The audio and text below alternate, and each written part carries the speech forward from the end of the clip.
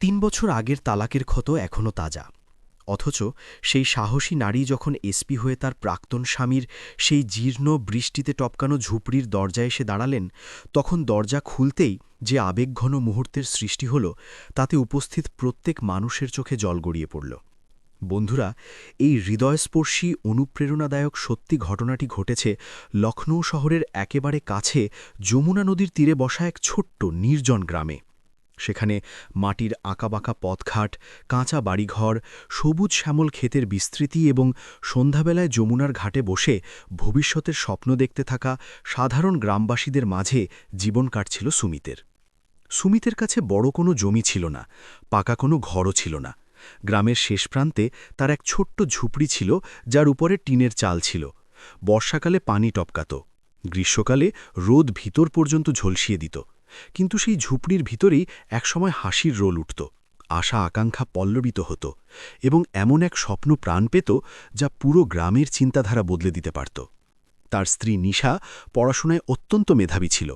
ছোটবেলা থেকেই বই পুস্তক তার পুরো দুনিয়া ছিল। গ্রামের অন্য মেয়েরা যেখানে চৌকাঠের ভিতর সীমাবদ্ধ থাকতে শিখত, সেখানে নিশা চৌকাঠের বাইরের বিশাল পৃথিবী দেখার স্বপ্ন দেখত। তার একমাত্র স্বপ্ন ছিল ইউনিফর্ম পরা, পুলিশ অফিসার হওয়া। সে প্রায়ই বলতো, আমি চাই গ্রামের কোনো মেয়ে ভয়ের ছায়ায় না বাঁচুক। সুমিত তার চোখের সেই ঝলক দেখতে পেত। বিয়ের পর যখন নিশা ইতস্তত করে বলেছিল যে সে পড়াশোনা চালিয়ে যেতে চায়, তখন সুমিত বিনা দ্বিধায় বলেছিল, তুমি শুধু পড়াশোনা করে যাও, বাকি সব কিছু আমি দেখে নেব। সেদিন নিশা প্রথমবার অনুভব করেছিল যে দারিদ্র্যের চেয়ে অনেক বড় ধন হল অন্ধবিশ্বাস। সুমিত সারাদিন ইটভাটায় কাজ করত, কখনো খেতে মজুরির কাজ করত, কখনো শহরে গিয়ে দিন মজুরি করত। তার হাতের তালু ফেটে চৌচির হয়ে গিয়েছিল, কাঁধ দুটো ঝুঁকে পড়ছিল, তবু সে প্রতি সন্ধ্যায় ক্লান্তি লুকিয়ে হাসি মুখে বাড়ি ফিরত। নিশা তার সামনে বই খুলে বসে যেত, আর সুমিত তাকে চা বানিয়ে দিত। ঝুপড়ির দেওয়ালের মাঝে লণ্ঠনের মৃদু আলোয় স্বপ্নের অক্ষরগুলো লেখা হতো। কিন্তু গ্রামের লোকজনের এই দৃশ্য ভালো লাগছিল না। লোকেরা তির্যক মন্তব্য করত, আরে সুমিত তো বউকে অফিসার বানাচ্ছে, কালকে তোমাকে চিনবেও না। এত পড়াশোনা করা মেয়ে ঘর সামলাতে পারবে তো? দেখো নেবে, ইউনিফর্ম পেলেই ছেড়ে চলে যাবে। শুরুতে সুমিত হেসে উড়িয়ে দিত।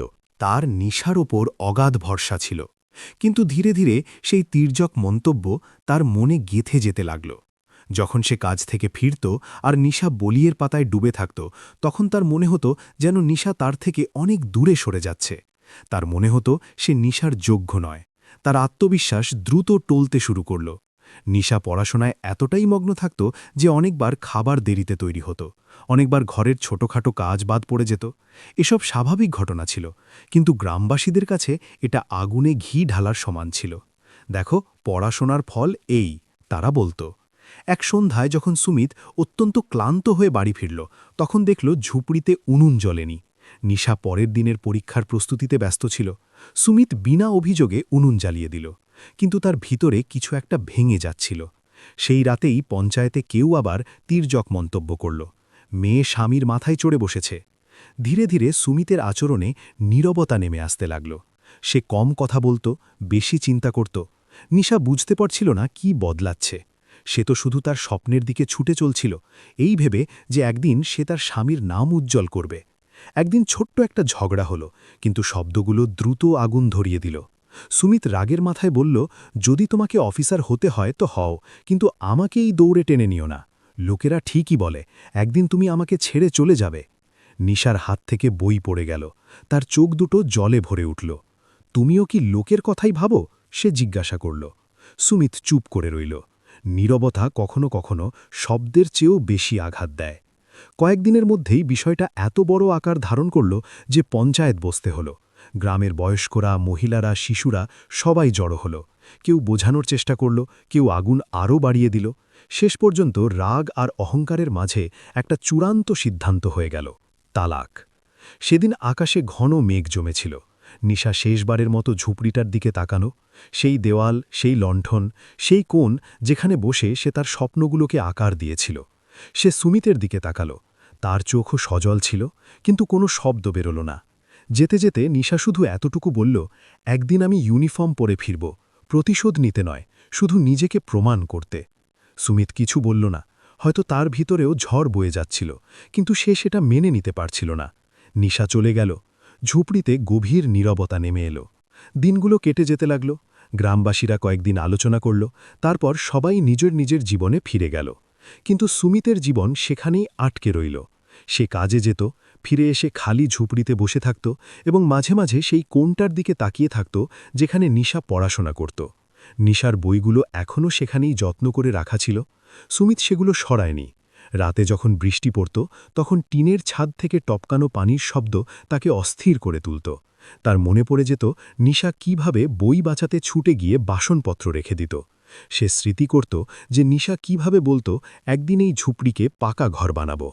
৩ বছর কেটে গেল। নিশার কোনো খোঁজ ছিল না।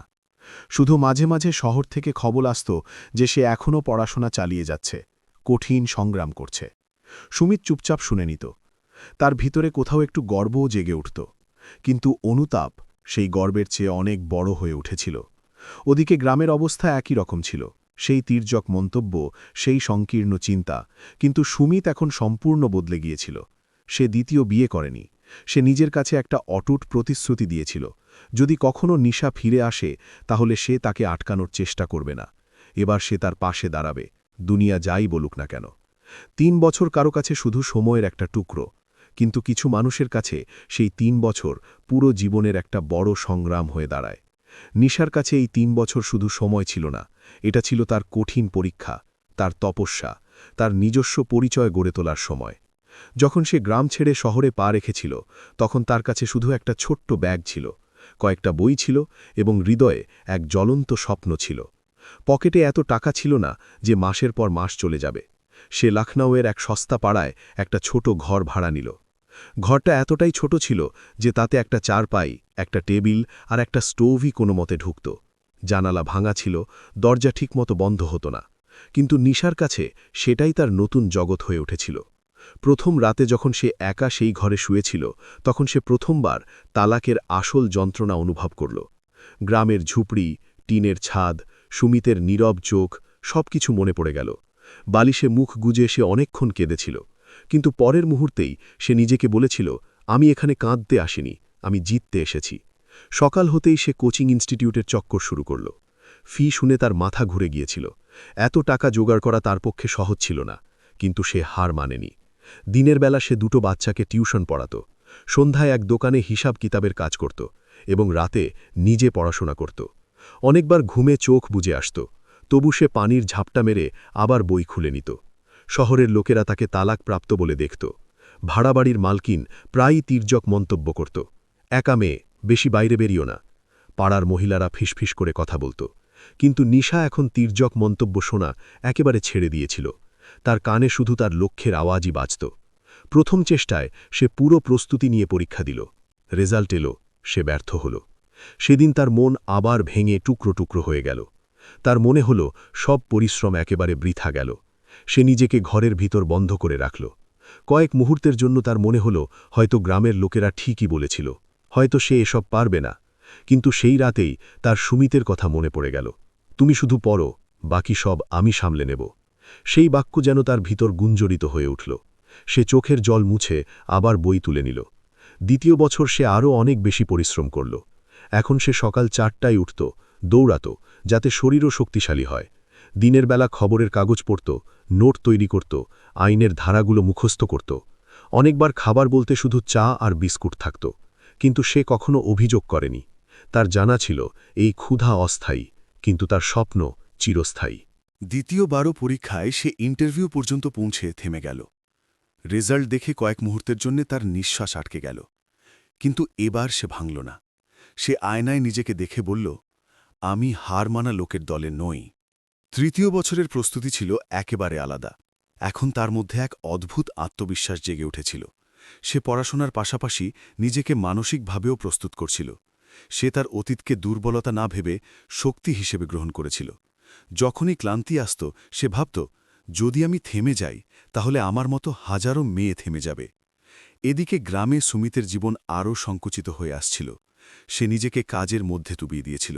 সকাল থেকে সন্ধ্যা পর্যন্ত মজুরি করত, রাতে চুপচাপ বসে থাকত। সে নিশার বইগুলোকে সেইভাবেই যত্ন করে রেখে দিয়েছিল। অনেকবার সে বইগুলো খুলে দেখত, কিন্তু পড়তে পারত না। শব্দগুলো ঝাপসা হয়েছে তো চোখে জল চলে আসত। গ্রামের লোকেরা এখনও তির্যক মন্তব্য করত। দেখো, অফিসার হতে গিয়েছিল, কোনো খবর এসেছে? সুমিত শুধু হেসে দিত। এখন সে কারো সাথে তর্ক করত না। ভিতরে ভিতরে সে নিশার সাফল্যের জন্য দোয়া করত। তারপর সেই দিন এলো যেদিন সব কিছু বদলে দিল। সকাল সকাল নিশা পরীক্ষা কেন্দ্রের বাইরে দাঁড়িয়েছিল। ইন্টারভিউয়ের জন্য তার নাম ডাকা হলো।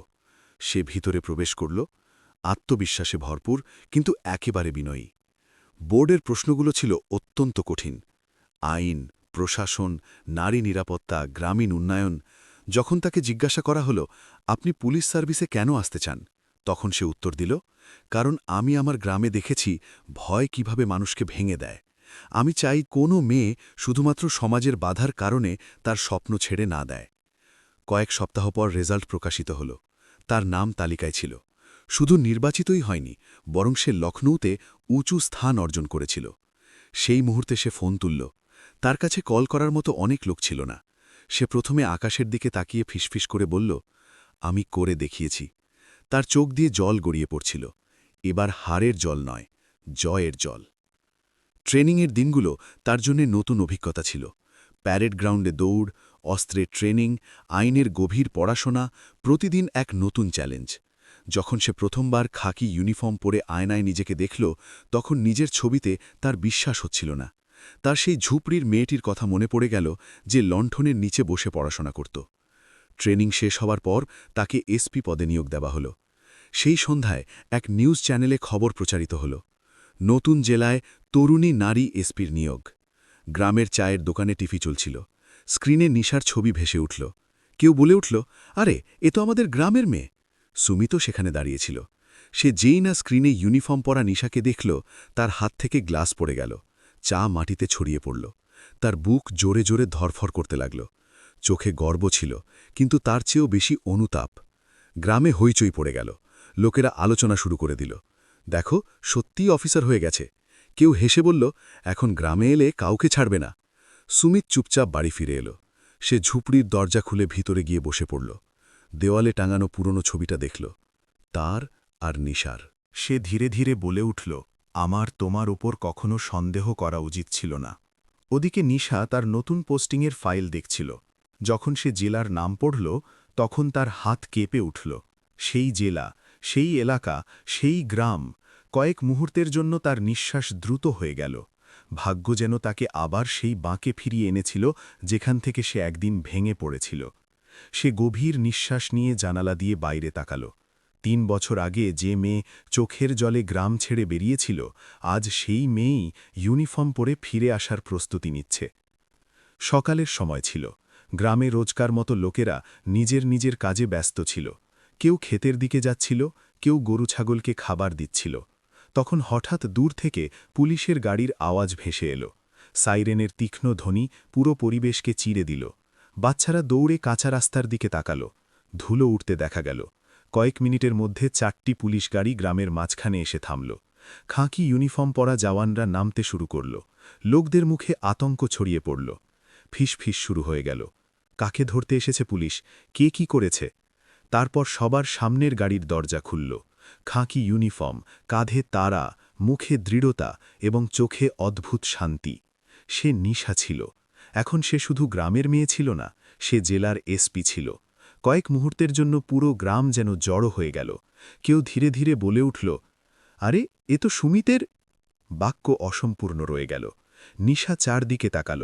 সেই পথঘাট, সেই গাছপালা, সেই পুকুর, সবকিছু একই রকম ছিল। কিন্তু তার চোখে এখন আর ভয় ছিল না। সে আত্মবিশ্বাসে ভরা পায়ে এগিয়ে চলল। গ্রামবাসীদের মনে হল সে সোজা পঞ্চায়েত ভবনে যাবে। কিন্তু সে তার রাস্তা ঘুরিয়ে গ্রামের শেষ প্রান্তের দিকে চলে গেল। ওদিকে ঝুপড়ির ভিতর সুমিত বসেছিল। বাইরের শোরগোল শুনে তার বুক জোরে ধরফর করতে লাগল। একটা বাচ্চা দৌড়ে এসে চিৎকার করে বলল, আরে সুমিত ভাইয়া, এসপি ম্যাডাম এসেছে, তোমার বাড়ির দিকেই আসছে। তার হাত থেকে লোটা পড়ে গেল। নিঃশ্বাস যেন গলায় আটকে গেল। সে বুঝতে পারছিল না বাইরে যাবে নাকি ভিতরে লুকিয়ে পড়বে। তার মনে নানা অদ্ভুত চিন্তা ভিড় করে আসছিল। হয়তো আমাকে অপমান করতে এসেছে, হয়তো গ্রামের সামনে আমাকে ছোট করবে, হয়তো আমাকে আমার কর্মের শাস্তি দিতে এসেছে। ৩ বছরের অপরাধবোধ একসাথে তার বুকে চেপে বসল। বাইরে পায়ের আওয়াজ ক্রমশ কাছে আসছিল। পুলিশ জওয়ানরা কিছুদার দূরে থেমে গেল। গ্রামের লোকেরা গোল হয়ে দাঁড়িয়ে পড়ল। সবার দৃষ্টি সেই ঝুপড়ির দরজায় স্থির হয়ে গেল। নিশা দরজার সামনে এসে থমকে দাঁড়াল। সেই পুরনো কাঠের দরজা, কিনারা থেকে ভাঙা, ওপরে টিনের ছাদ, এখন আরও মরচে ধরেছে। দেওয়ালের মাটি জায়গায় জায়গায় ঝরে পড়েছে। সে এক মুহূর্তের জন্য চোখ বন্ধ করল। ৩ বছর আগের সেই দিন তার স্মৃতিতে ঝলসে উঠল। চোখের জলে ভরা চোখ, ভাঙতে থাকা সম্পর্ক এবং সেই শেষ বাক্য। তারপর সে ধীরে ধীরে দরজায় নক করল। ভিতরে সুমিত যেন পাথর হয়ে গেল। দ্বিতীয় নক হল। সে কাঁপা হাতে দরজার খিল ধরল। গভীর নিঃশ্বাস নিয়ে দরজা খুলে দিল। দরজা খুলতেই দুজন মুখোমুখি হয়ে গেল। ৩ বছরের দূরত্ব এক মুহূর্তে সংকুচিত হয়ে গেল। গ্রামে গভীর নীরবতা নেমে এলো। হাওয়াও যেন থেমে গিয়েছিল। সুমিতের চোখ নিচু হয়েছিল। সে সোজা তার দিকে তাকাতে পারছিল না। নিশা তাকে ভালো করে দেখল। মুখ আগের চেয়ে আরও রোগা, চোখের নিচে কালো দাগ, কিন্তু সেই একই সরলতা। কয়েক সেকেন্ড কেউ কোনো কথা বলল না। গ্রামবাসীরা দম আটকে দাঁড়িয়েছিল। হঠাৎ যা ঘটল তা সবাইকে স্তম্ভিত করে দিল। নিশা এক পায়ে এগিয়ে এসে ঝুঁকে সুমিতের পা ছুঁয়ে প্রণাম করল। পুরো গ্রাম কেঁপে উঠল। কারো মুখ থেকে আওয়াজ বেরিয়ে এলো, আরে এটা কি? সুমিত ঘাবড়ে গেল। সে তৎক্ষণাৎ তাকে ধরে উপরে তুলে দাঁড় করাল। আপনি এটা কি করছেন? আপনি এসপি? তার গলা কাঁপছিল। নিশার চোখে জল ছিল, কিন্তু মুখ ছিল একেবারে দৃঢ়।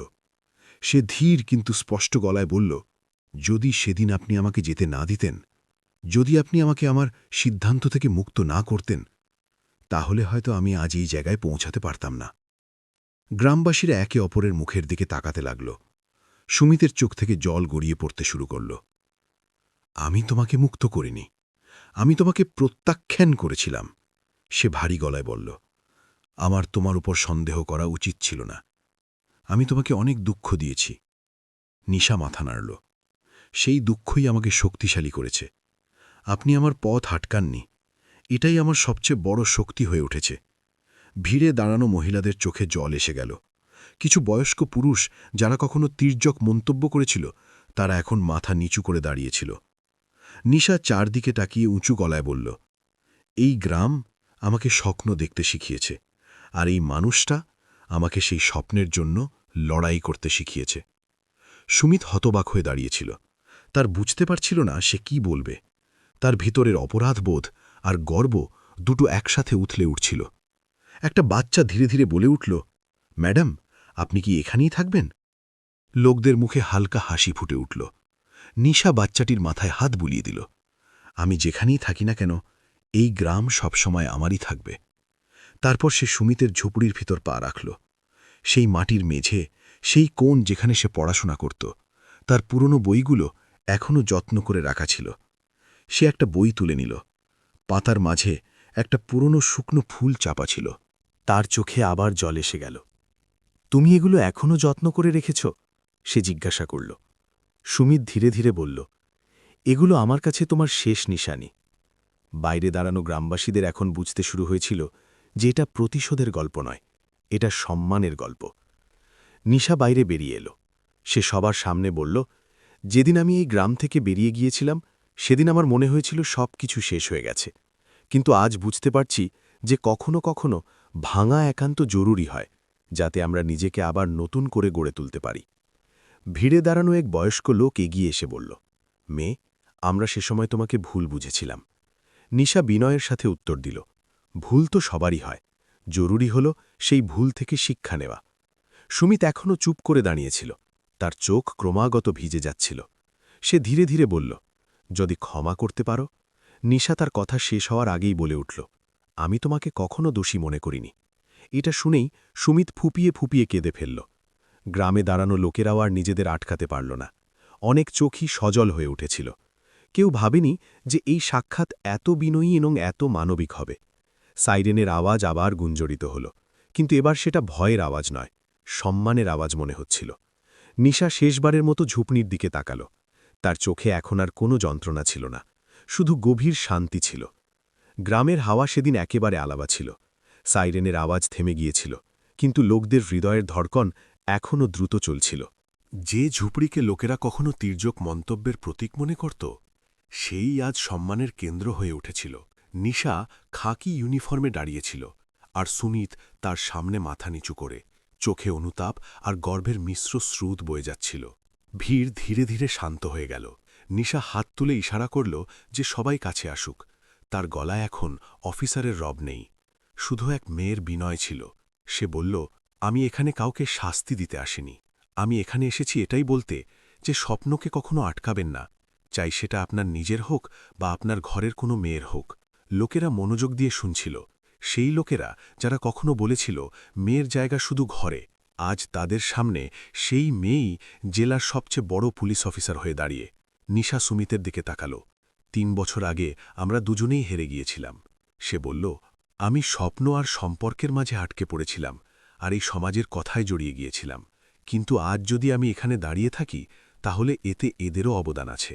সুমিতের চোখ থেকে আবার জল গড়িয়ে পড়ল। সে প্রথমবার ভিড়ের দিকে মুখ করে বলল, ভুলটা আমারই ছিল। আমি লোকের কথায় বিশ্বাস করেছিলাম, তার ওপর বিশ্বাস করিনি যে আমার সাথে স্বপ্ন দেখেছিল।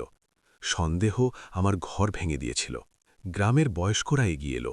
এক বৃদ্ধা, যিনি কখনো নিশাকে তির্যক মন্তব্য দিতেন, বললেন, মেয়ে, আমাদের ক্ষমা করে দাও, আমরা তোমাকে ভুলও বুঝেছিলাম।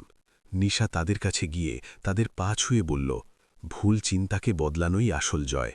তারপর সে সবাইকে চমকে দিয়ে বলল, আমি জেলা প্রশাসনের সাথে কথা বলেছি, এই গ্রামে একটা মহিলা সহায়তা কেন্দ্র এবং একটা ছোট লাইব্রেরি শুরু হবে। এখানকার মেয়েরা পড়াশোনা করবে এবং কোনো মহিলা যদি অন্যায়ের শিকার হয় তাহলে তাকে ন্যায় বিচার পাবে। ভিড়ে তালির শব্দ বেজে উঠল। প্রথমবার গ্রামের মনে হল যে এই সাক্ষাৎ শুধু দুজনের নয়, পুরো সমাজের দিক বদলে দেওয়ার মতো। কিন্তু সবচেয়ে বড় মুহূর্ত এখনও বাকি ছিল। নিশা ধীর গলায় সুমিতকে জিজ্ঞাসা করল, যদি আমি আজও সেই ঝুপড়িতে এক কাপ চা খেতে চাই, তাহলে কি আমাকে জায়গা মিলবে? সুমিত কাপা গলায় বলল, এই ঝুপড়ি কখনো তোমার ছিল না, এটা সবসময় তোমার ঘরই ছিল। লোকের চোখে জল এসে গেল। নিশা ভিতরে প্রবেশ করল। সেই ইউনিফর্মের টুপি খুলে পুরনো উনুনের কাছে বসে পড়ল। সুমিত উনুন জ্বালিয়ে দিল। সেই মাটির গন্ধ, সেই ধোঁয়া, সেই সরলতা। ৩ বছর আগে যেখান থেকে সম্পর্ক ভেঙে গিয়েছিল, সেখান থেকেই মানবিকতা তাকে আবার জুড়ে দিল। চা তৈরি হয়ে গেল। দুজনে একে অপরের দিকে তাকালো। এখন সেখানে কোনো রাগ ছিল না, শুধু গভীর বোঝাপড়া ছিল। নিশা ধীরে ধীরে বলল, সম্পর্ক জয় পরাজয় দিয়ে চলে না, বিশ্বাস দিয়ে চলে। সুমিত উত্তর দিল, আর বিশ্বাসকে সন্দেহ থেকে নয়, সঙ্গ দিয়ে বাঁচানো হয়। কেউ কাঁদছিল, কেউ হাসছিল। সেদিন গ্রাম শুধু এক অফিসার দেখেনি, সে এমন এক মেয়েকে দেখেছে যে প্রতিশোধের জায়গায় সম্মান বেছে নিয়েছে, এবং এমন এক স্বামীকে দেখেছে যে নিজের ভুল স্বীকার করেছে। সন্ধ্যা নামতে শুরু করেছিল, সূর্য ডুবছিল। নিশাকে ফিরে যেতে হবে, তার দায়িত্ব তাকে ডাকছিল। যেতে যেতে সে বলল, আমি এখানে অফিসার হয়ে নয়, মেয়ে হয়ে আসতে থাকব। সুমিত মাথা নাড়ল আর বলল, আমি এখানে তোমার স্বপ্নে রক্ষক হয়ে থাকব। গাড়িগুলো আবার চলতে শুরু করল।